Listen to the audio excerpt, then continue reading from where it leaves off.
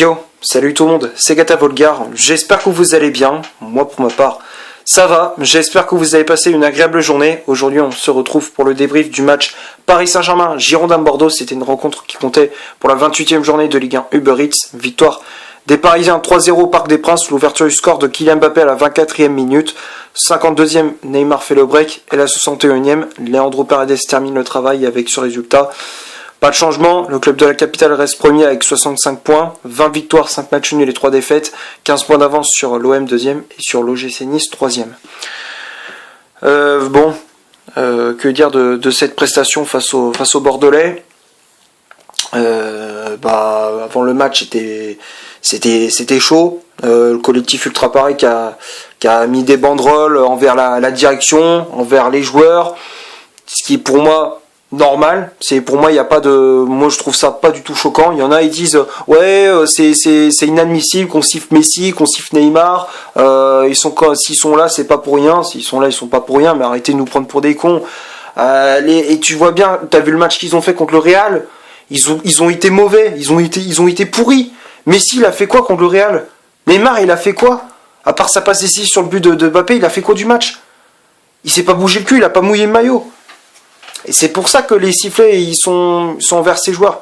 Et c'est totalement mérité. Mbappé il a été épargné, bon c'est normal parce que c'est lui qui tient l'attaque du PSG, c'est lui qui porte l'attaque du Paris Saint-Germain, donc c'est normal qu'il soit épargné.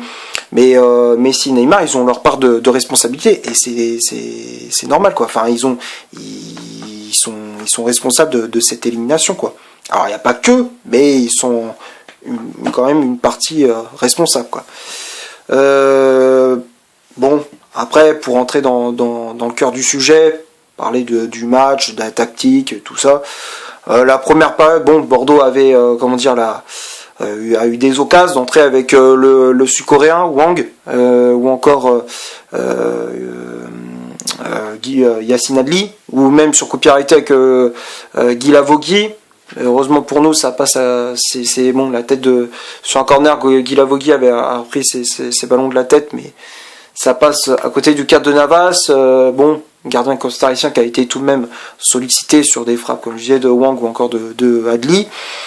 On ouvre le score grâce à Mbappé à la 23e. Tout part de Messi, qui est, on va dire, dans l'axe. La passe à l'entrée de la surface pour Wijnaldum en une touche de balle pour Mbappé qui fusille Gaëtan Poussin, le gardien bordelais. 1-0. Ça démarre plutôt bien. Ensuite, on essaie de mettre ce deuxième, mais on n'y arrive pas. Enfin, Bordeaux qui essaie d'égaliser. Ils font preuve de maladresse. À mi-temps, 1-0 pour les Parisiens. La deuxième période, on déroule quoi, avec le but de Neymar à la 52e sur encore une fois un mouvement de Messi, tout part de Messi qui lance dans la profondeur Achraf Hakimi côté droit, et le centre du Marocain trouve Neymar au point de pénalty qui ajuste parfaitement Gaëtan Poussin d'un plat du pied. 2-0. Ça c'est bon. Après il y a eu les sifflets. Qu'est-ce que je te dise, c'était mérité quoi. Neymar, il fallait qu'il s'attende à ça, de se prendre une ponca lorsqu'il allait toucher chaque ballon et marquer quoi. 2-0, puis ensuite le troisième avec Leandro Paredes sur un centre de Mbappé côté gauche, mal dégagé par la défense bordelaise. Ça revient dans les pieds de Paredes qui fait une feinte de frappe pied droit et il élimine sur sa feinte 2 joueurs bordelais et il enchaîne avec une frappe pied gauche, pleine lucarne. Poussin est battu.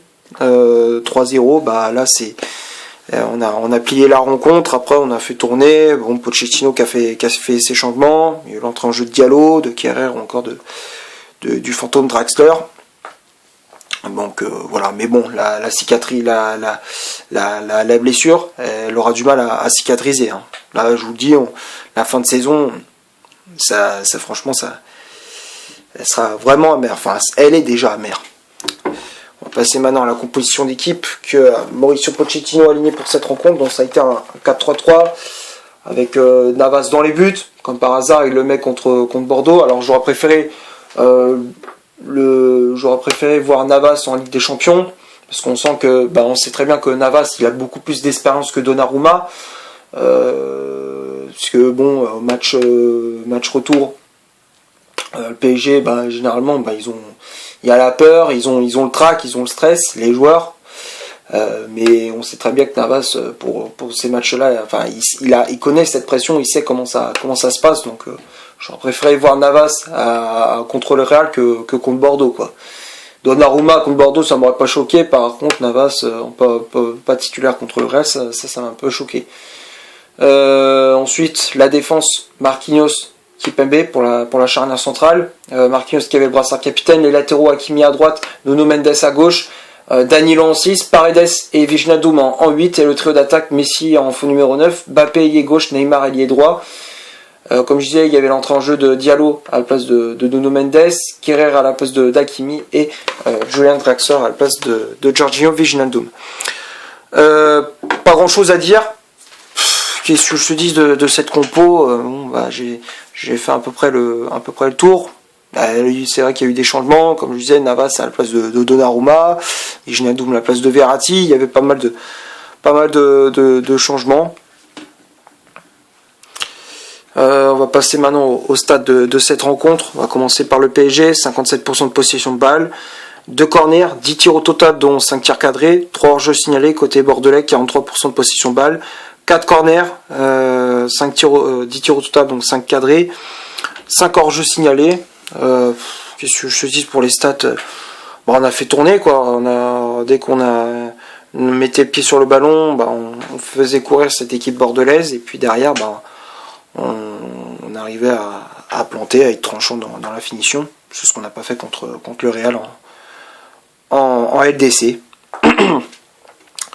Et côté bordelais, malheureusement, au début ils étaient bien, mais après ils ont coulé, quoi. C'est dommage pour eux, hein. Franchement, je les plains aussi, les supporters bordelais, de voir leur équipe être dans les bas-fonds de la Ligue 1 et peut-être se retrouver en Ligue 2, alors que pourtant Bordeaux c'est un des clubs les plus mythiques de France, comme Saint-Étienne, comme Lyon, comme Marseille. C'est des clubs qui sont, on va dire, c'est les plus gros, on va dire, du championnat de France, en théorie.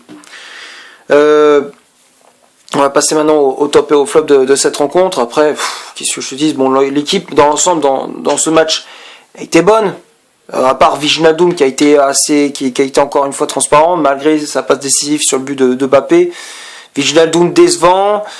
Après les remplaçants, Diallo, Kerrer, Draxler, ils n'ont pas non plus un énorme impact. Donc les remplaçants, je les mets dans le flop. J'ai fait à peu près le tour des tops et les flops. J'ai pas grand chose à dire. Qu'est-ce que je te dise de plus? Ils ont fait le taf, mais bon, ça s'arrête là, quoi. On va s'arrêter là. Je sais que la vidéo n'est pas enthousiaste. Je sais, je dis ça va, mais bon, après, je suis pas non plus ultra joyeux. J'espère que cette vidéo vous aura plu. Si c'est le cas, vous laissez un énorme like. Tu cliques ici pour t'abonner. Tu cliques ici pour voir un autre débrief si tu souhaites. N'hésite pas à faire un petit tour sur mon compte Instagram. Le lien est dans la description, blablabla, comme d'habitude. Et d'ici là, portez-vous bien. On se retrouve pour un prochain débrief. Ciao!